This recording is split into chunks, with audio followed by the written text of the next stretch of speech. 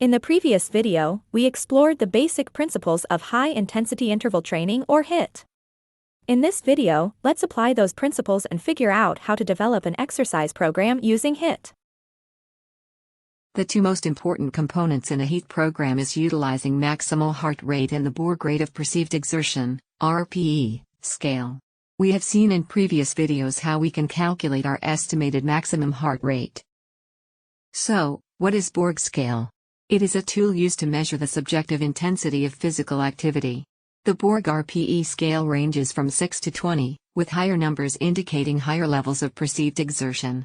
It is entirely an individual's perception of their own exertion level.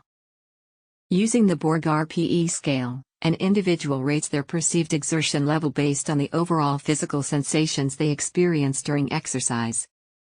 Coming back to high-intensity interval training, the principle of HIIT is based upon high-intensity aerobic exercise training separated by periods of lower intensities that allow for recovery.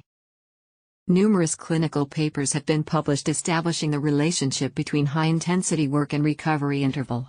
Many studies use a specific ratio of exercise to recovery to improve the different energy systems of the body. Some suggest a ratio 1:1, such as a 3-minute high-intensity exercise bout followed by a 3-minute recovery bout. The American College of Sports Medicine suggests that the recovery interval should be of low intensity, meaning it should be about 40 to 50% of your maximum heart rate. The interval period can consist of walking or jogging slowly. The intensity during the high-intensity work interval should be at least 80% of your estimated maximum heart rate. Another popular HIIT training protocol is called the spring interval training method.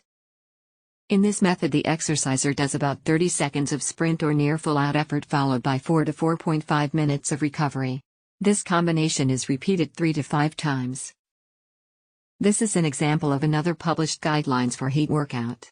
In this example, the high-intensity interval is longer than the recovery interval.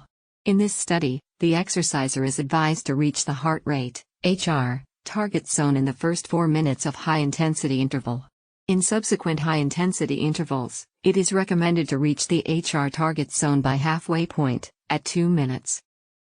How many times a week can you do a HIIT workout?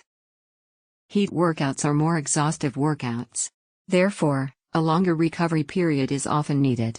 Perhaps start with one HIIT training workout a week, with other workouts being steady-state workouts.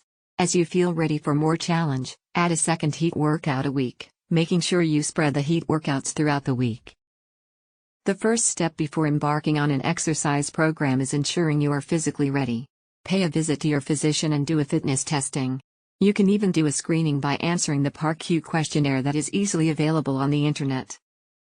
In conclusion, if done properly, HIIT training improves overall well-being. Thank you.